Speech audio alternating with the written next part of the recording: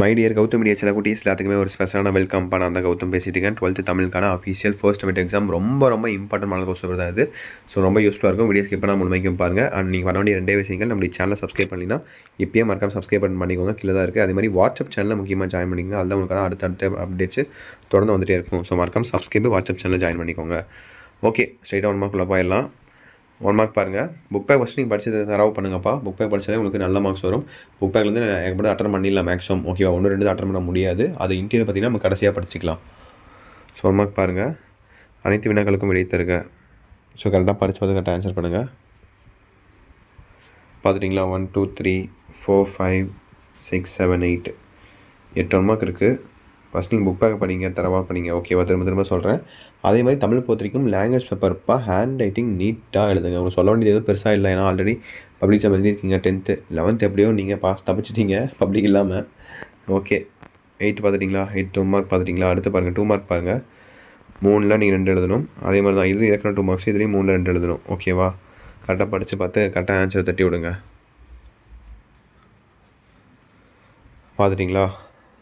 9 10 11 12 13 14.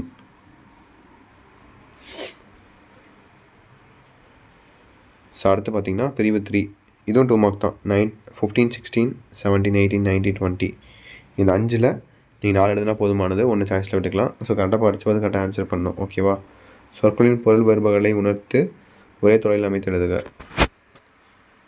எழுதும்போது ஏற்படும் பிழைகளை வகைப்படுத்துக. 18 19 20. ஸோ கரெக்டாக படித்து பார்த்து கரெக்டாக ஆன்சர் பண்ணுங்கள். அடுத்து பாருங்கள், பகுதி 3 பிரிவு 1. ஸோ 21 22 23 24.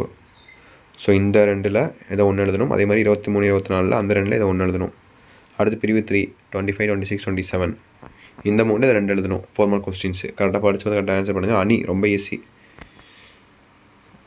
கரெக்டாக படித்து பார்த்து கரெக்டாக ஆன்சர் பண்ணுங்கள். அடுத்து கடைசியாக பார்த்தீங்கன்னா 6 மார்க்கு. அப்புறம் ஒரு மனப்பாட பகுதிப்பா 28 2 தான் 1 எழுதுனா போதும். அதே மாதிரி 29 மனப்பாட பகுதி கண்டிப்பாக எழுதாகணும்.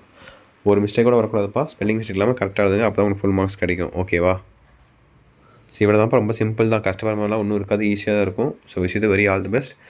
எக்ஸாம் அப்படியே எழுதுங்க. அப்படியே உங்கள் டைம் டேபிள் மார்க்காக கான்வர்ஸ் கமெண்ட் விடுங்க எப்போ எக்ஸாம்ட்டு. அது இதுவே நான் வீடியோ போடுறேன். சேனலையும் சப்ஸ்கிரைப் பண்ணிங்க, வாட்ஸ்அப் சேனலையும் ஜாயின் பண்ணிங்க. டிஸ்கிரிப்ஷன் லிங்க்ஸ் இருக்குது. ஓகேப்பா, தட்சிட் நினைக்கிறேன். All the best. கண்டிப்பாக அடுத்த வீடியோ பதிவில் மீண்டும் சந்திக்கிறேன். ஸோ தொடர்ந்து சந்திக்கலாம். Bye students. பை.